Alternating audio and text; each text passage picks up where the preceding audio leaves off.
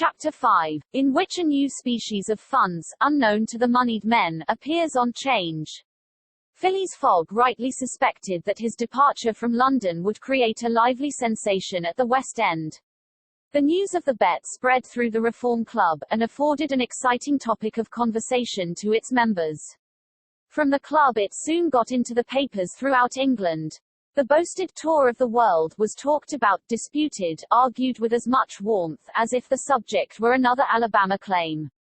Some took sides with Phileas Fogg, but the large majority shook their heads and declared against him. It was absurd, impossible, they declared, that the tour of the world could be made, except theoretically and on paper, in this minimum of time, and with the existing means of traveling. The Times, Standard, Morning Post, and Daily News, and 20 other highly respectable newspapers scouted Mr. Fogg's project as madness. The Daily Telegraph alone hesitatingly supported him.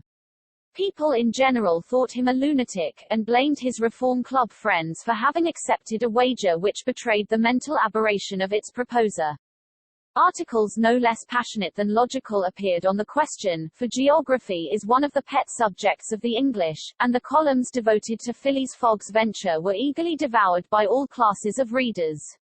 At first some rash individuals, principally of the gentler sex, espoused his cause, which became still more popular when the Illustrated London News came out with his portrait, copied from a photograph in the Reform Club.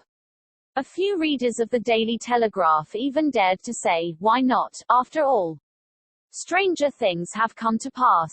At last a long article appeared, on the 7th of October, in the Bulletin of the Royal Geographical Society, which treated the question from every point of view, and demonstrated the utter folly of the enterprise.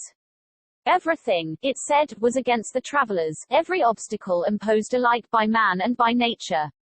A miraculous agreement of the times of departure and arrival, which was impossible, was absolutely necessary to his success. He might, perhaps, reckon on the arrival of trains at the designated hours, in Europe, where the distances were relatively moderate, but when he calculated upon crossing India in 3 days, and the United States in 7, could he rely beyond misgiving upon accomplishing his task? There were accidents to machinery, the liability of trains to run off the line, collisions, bad weather, the blocking up by snow. Were not all these against Phileas Fogg? Would he not find himself, when travelling by steamer in winter, at the mercy of the winds and fogs? Is it uncommon for the best ocean steamers to be 2 or 3 days behind time? But a single delay would suffice to fatally break the chain of communication. Should Phileas Fogg once miss, even by an hour, a steamer, he would have to wait for the next, and that would irrevocably render his attempt vain. This article made a great deal of noise, and, being copied into all the papers, seriously depressed the advocates of the rash tourist. Everybody knows that England is the world of betting men, who are of a higher class than mere gamblers. To bet is in the English temperament. Not only the members of the Reform, but the general public, made heavy wagers for or against Phileas Fogg, who was set down in the betting books as if he were a racehorse. Bonds were issued, and made their appearance on 'Change. Phileas Fogg bonds were offered at par or at a premium, and a great business was done in them. But 5 days after the article in the Bulletin of the Geographical Society appeared, the demand began to subside. Phileas Fogg declined. They were offered by packages, at first of 5, then of 10, until at last nobody would take less than 20, 50, 100. Lord Albemarle, an elderly paralytic gentleman, was now the only advocate of Phileas Fogg left. This noble lord, who was fastened to his chair, would have given his fortune to be able to make the tour of the world, if it took 10 years, and he bet £5,000 on Phileas Fogg. When the folly as well as the uselessness of the adventure was pointed out to him, he contented himself with replying, if the thing is feasible, the first to do it ought to be an Englishman.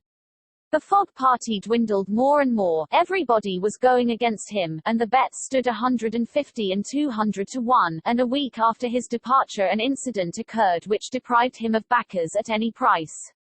The Commissioner of Police was sitting in his office at 9 o'clock one evening, when the following telegraphic dispatch was put into his hands: Sewers to London. Rowan, Commissioner of Police, Scotland Yard, I've found the bank robber, Phileas Fogg. Send without delay warrant of arrest to Bombay. Fix, detective. The effect of this dispatch was instantaneous. The polished gentleman disappeared to give place to the bank robber. His photograph, which was hung with those of the rest of the members at the Reform Club, was minutely examined, and it betrayed, feature by feature, the description of the robber which had been provided to the police. The mysterious habits of Phileas Fogg were recalled, his solitary ways, his sudden departure, and it seemed clear that, in undertaking a tour round the world on the pretext of a wager, he had had no other end in view than to elude the detectives, and throw 'em off his track.